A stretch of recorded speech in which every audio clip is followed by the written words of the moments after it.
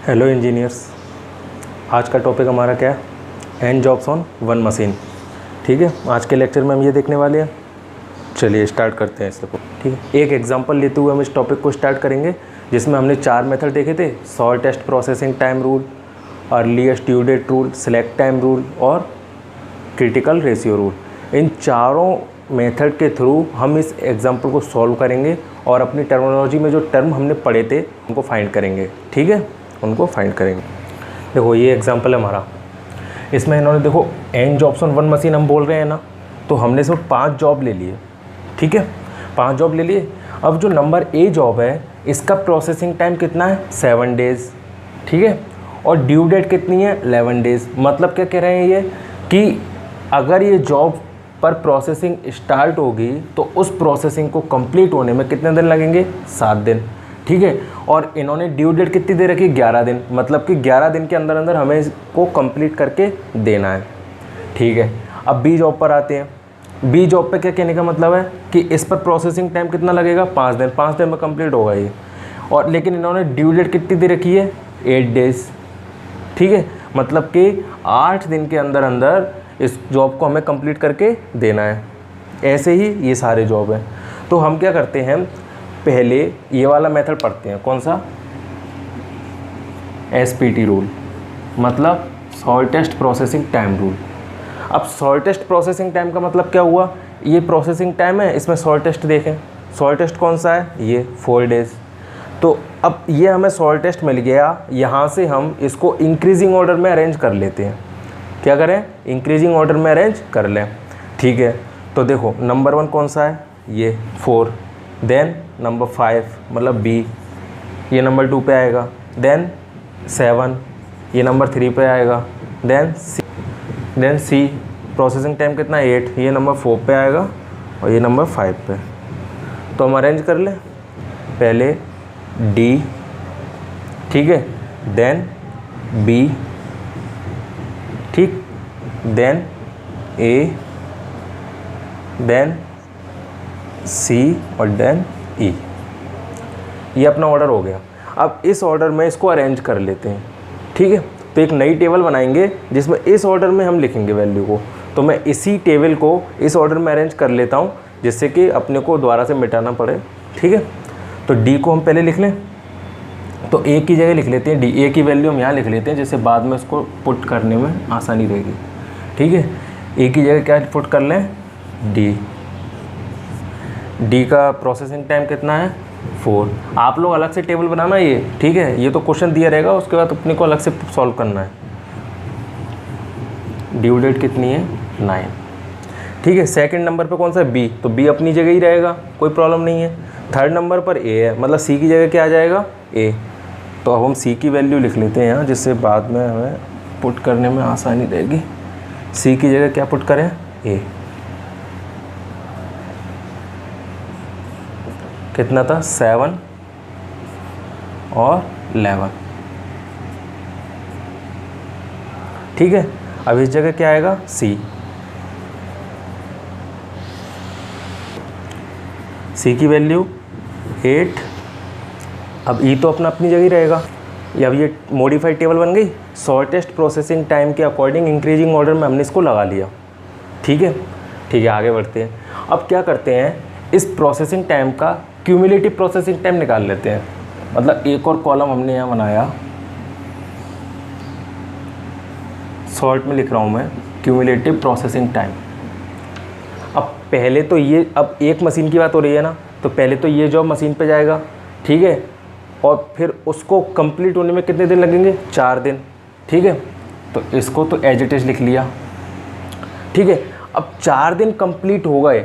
4 दिन कंप्लीट हो गए, उसके बाद बी जॉब जाएगा उस मशीन पे। उसको कंप्लीट होने में कितने दिन लगेंगे? 5 दिन। तो स्टार्टिंग से देखा जाए तो पहले तो इस बी जॉब ने 4 दिन वेट किया प्रोसेसिंग होने के लिए, उसके बाद 5 दिन और लगे, तो टोटल टाइम इसको कितना लगा? 9 डेज़। ठीक है, ये हो गया। ठीक है, अब ए जॉब, उसने डी और बी के कंप्लीट होने का वेट किया, तो 9 डेज़ तो उसने ऑलरेडी वेट कर लिया, तो 7 डेज़ और उसको कंप्लीट होने में लगेंगे। तो कितना हुआ टोटल टाइम? 16। ठीक है, ऐसे ही सी, 16 डेज तो ऑलरेडी वेट कर लेगा, 8 डेज और लगेंगे कंप्लीट होने में, तो 24 और देन 10 34। ठीक है, एक मशीन की बात हो रही है तो एक जॉब कंप्लीट हो जाएगा तभी तो दूसरा होगा। ठीक है, अब देखो यहाँ हम एक और चीज़ फाइंड करते हैं, क्या? टार्डीनेस। एक टर्म अपना ये था ना टर्मिनोलॉजी में, तो बस वही फाइंड कर रहे हैं। अब देखो अपने को ड्यू डेट दी हुई है 9, मतलब कि 9 दिन में इसको कंप्लीट करके देना है, लेकिन कितने दिन में हो गया ये? 4 दिन में हो गया, तो टार्डीनेस तो यहाँ कुछ आएगी ही नहीं क्योंकि टाइम से पहले हो गया। ठीक, इसकी ड्यू डेट कितनी है? 8 डेज, लेकिन टोटल कितने दिन में कंप्लीट हुआ? 4 दिन पहले वेट किया, फिर 5 दिन प्रोसेसिंग, टोटल कितना लगा? 9 डेज, लेकिन ड्यू डेट कितनी दी हुई थी? 8 डेज, तो इसको 1 टार्डीनेस आ गई, एक दिन लेट हो गया, ये हो गया। ठीक है, अब ऐसे ही है, इसकी ड्यू डेट थी 11 दिन, लेकिन हुआ कितने दिन में? 16 डेज में कंप्लीट हुआ, तो इसकी ड्यू डेट, इसकी टार्डीनेस कितनी आ गई? 5। ऐसे इसकी टार्डीनेस कितनी आ गई? 7 डेज, और इसकी कितनी आ गई? 12 आ गई। ठीक है, अब आगे बढ़ें।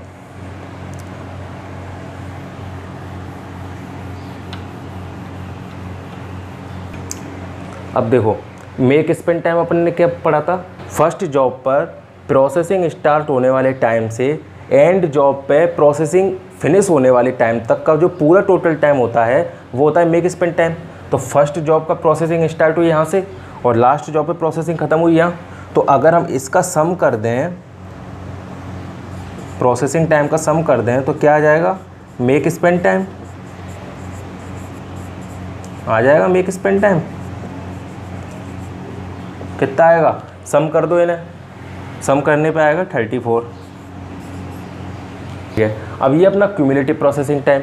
एक पढ़ा था हमने टोटल जॉब फ्लो टाइम पढ़ा था। तो टोटल जॉब फ्लो टाइम में हम हर एक जॉब पे टोटल टाइम कितना लग रहा है, हर एक जॉब के लिए टोटल टाइम कितना लग रहा है उसका सम कर देते हैं, तो क्या आ जाता है? Total job flow time. तो क्यूमुलेटिव वाला हर एक जॉब का टोटल टाइम दे रखा है ना, फर्स्ट जॉब के लिए 4 डेज, सेकंड के लिए 9 डेज, उसका सम कर दो तो टोटल जॉब फ्लो टाइम आ जाएगा। तो यहाँ टोटल जॉब फ्लो टाइम कितना आया? ये इनको सम करो, ये आ गया टोटल जॉब फ्लो टाइम। अब देखो एक टर्म ये निकाल लिया हमने, मेक स्पेंड टाइम ये निकाल लिया, क्या बचा? Average number of jobs in the system. ठीक, अब देखो average number of jobs in the system कैसे निकलेगा? इस टेबल को हटा रहा हूँ मैं। ठीक है,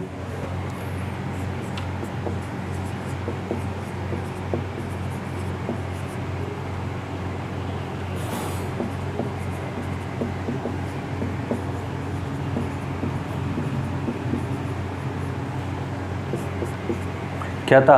total job flow time upon makespan time. Total job flow time कितना आया? 87। मेक स्पेंड टाइम कितना आया? 34।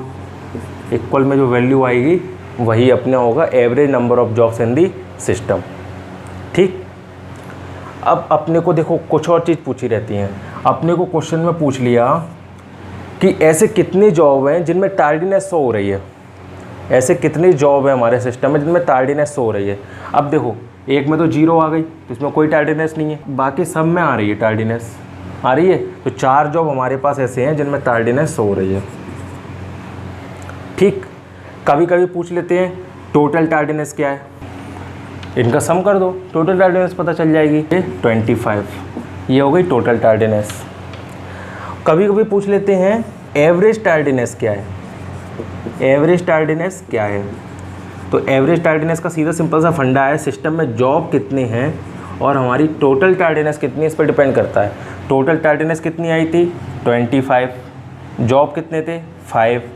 तो एवरेज टार्डीनेस क्या आई? 5। मतलब हम ये कह सकते हैं 5 डेज़ पर जॉब हमारा प्रोडक्शन लेट चल रहा है। ठीक है, अब देखो इस मेथड का नाम क्या था? Shortest processing time rule. इसमें देखो क्या होता है, ये हमने टोटल जॉब फ्लो टाइम निकाला, कितना आया? 87।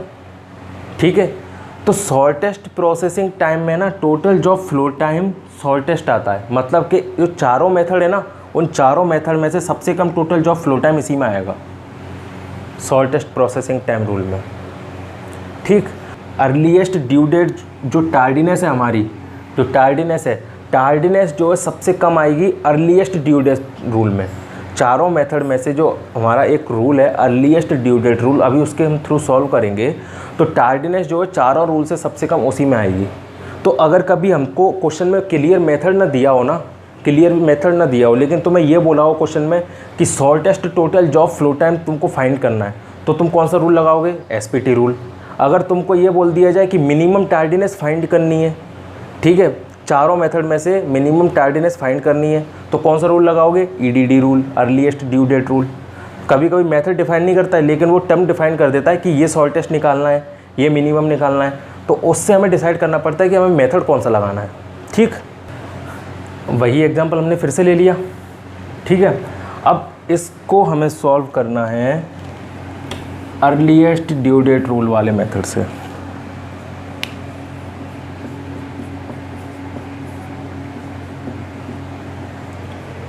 ठीक है, अब इसमें अर्लीस्ट ड्यू डेट में देखेंगे मिनिमम कौन सा है, और फिर उसके अकॉर्डिंग क्या करेंगे? इंक्रीजिंग ऑर्डर में लगाएंगे। जैसे इसमें क्या है?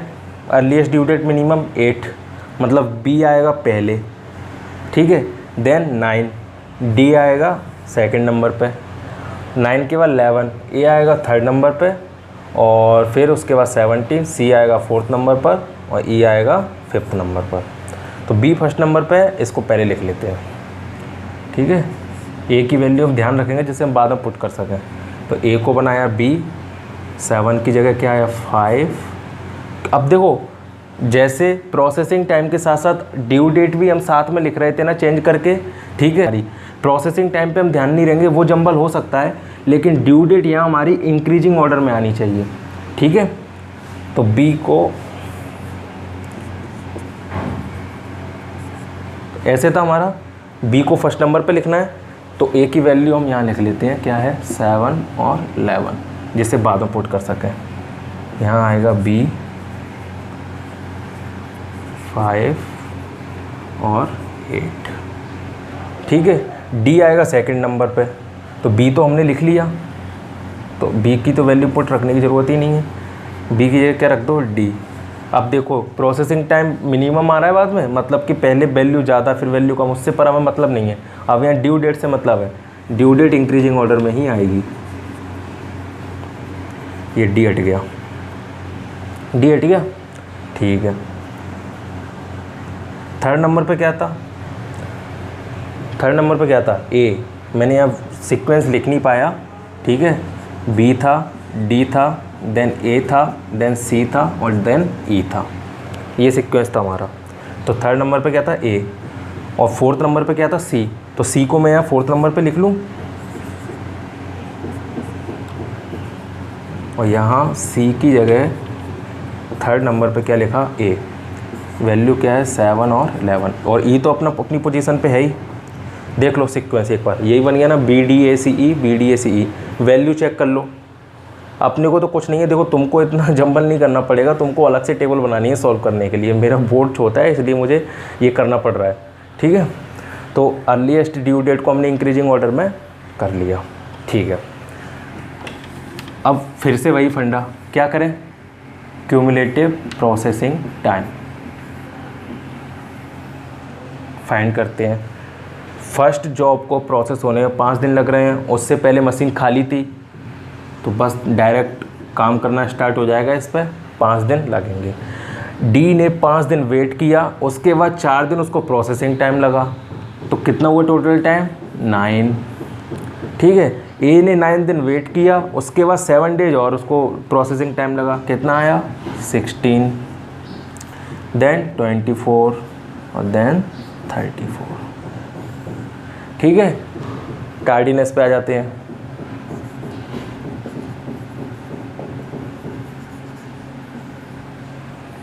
टार्डीनेस, अब देखो, ड्यू डेट अपने को दी थी 8, लेकिन कंप्लीट कितने दिन में हो गया? 5 डेज में। टार्डीनेस क्या आई? 0। ड्यू डेट दी थी 9, कंप्लीट भी 9 डेज में हो गया, टार्डीनेस क्या आई? 0। ड्यू डेट दी थी 11, कंप्लीट हुआ 16 डेज में, टार्डीनेस आई 5 डेज, इसमें 7 डेज और इसमें 12 डेज। अब देखो मैंने क्या बोला था, अर्लीस्ट ड्यू डेट में टोटल टार्डीनेस मिनिमम आती है। तो अब इसको देखो टोटल करके 5 और 7 12, 12 और 12 24, उसमें कितनी आ रही थी 25, तो उससे कम आई ना। और बाकी के दोनों मेथड जो सिलेक्ट टाइम रिमेनिंग और क्रिटिकल रेशियो रूल, इसी में मिनिमम आएगी, उनमें भी फाइंड करके देख लेना, पर इसी में मिनिमम आएगी। ठीक है, मेक स्पेंड टाइम तो अपना वही आएगा 34, क्योंकि वैल्यू तो वही है, चाहे जंबल करके लिखी है। लेकिन टोटल जॉब फ्लो टाइम, अब शॉर्टेस्ट प्रोसेसिंग टाइम रूल था, उसमें total job flow time minimum आता है, लेकिन इसमें उससे ज़्यादा आना चाहिए अर्लीस्ट ड्यू डेट रूल में, इसमें पहले वाले रूल से ज़्यादा आना चाहिए। ठीक है, इन्हें टोटल करके देख लेते हैं। 84, इसमें आया 88, मतलब कि उससे 1 डेज ज़्यादा आ गया। ठीक, अब क्या करें, वही फाइंड कर लेते हैं। मेक स्पेंड टाइम हमारा आ ही गया, टोटल जॉब फ्लो टाइम आ ही गया, टोटल टार्डीनेस आ ही गई। ठीक है,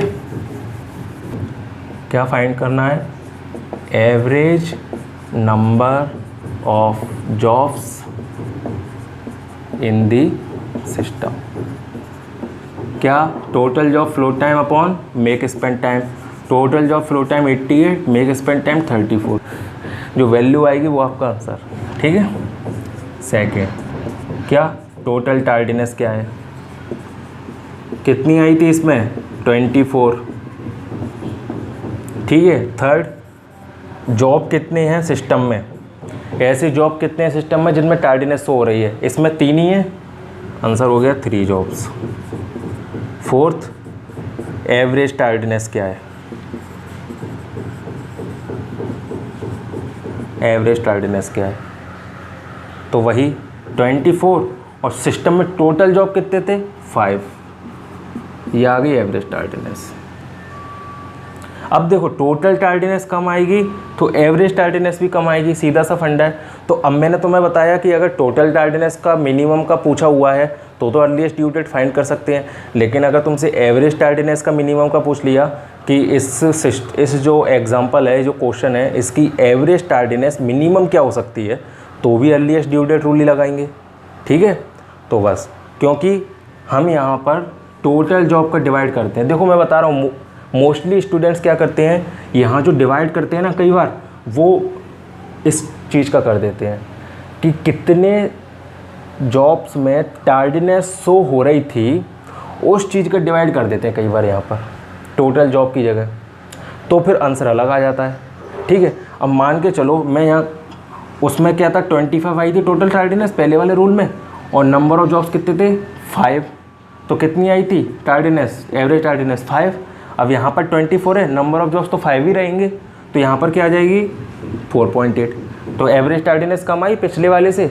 अब देखो, लेकिन वैसे सिंपल सा टर्म है कि टोटल जॉब्स का डिवाइड करना है, किसका डिवाइड करना है, टोटल जॉब्स का डिवाइड करना है। एवरेज टार्डीनेस फाइंड करने के लिए हमें टोटल टार्डीनेस में total number of jobs system में कितने हैं उनका डिवाइड करना रहता है, ना कि इस वाले टर्म का कि जिनमें टार्डीनेस हो रही है। इस टफ टर्म को अपन याद रखो ही क्यों, अपन तो सिंपल उसको बोलो कि हमें टोटल नंबर ऑफ जॉब्स का डिवाइड करना है। ठीक है, लाइट जा चुकी है। ठीक है, अब जो देखो हमारे 2 मेथड बचे हैं। Third method, select time remaining. ठीक है, अब इसमें देखो वही शॉर्टेस्ट प्रोसेसिंग टाइम में क्या कर रहे थे, प्रोसेसिंग टाइम को इंक्रीजिंग ऑर्डर में लगा रहे थे। ठीक है, ड्यू डेट में क्या कर रहे थे, अर्लीस्ट ड्यू डेट को इंक्रीजिंग ऑर्डर में लगा रहे थे। अब इसमें एक टर्म और फाइंड कर लेंगे सिलेक्ट टाइम, और इस सिलेक्ट टाइम को हर जॉब के लिए फाइंड करके फिर इसको इंक्रीजिंग ऑर्डर में लगाकर और उससे क्वेश्चन सॉल्व करेंगे। ठीक है, जैसे सिलेक्ट टाइम का जो फॉर्मूला होता है वो होता है due date minus processing time. अब हमारा जो ए जॉब था उसका प्रोसेसिंग टाइम 7 था, ड्यू डेट कितनी थी 11 डेज। इसका सिलेक्ट टाइम क्या आएगा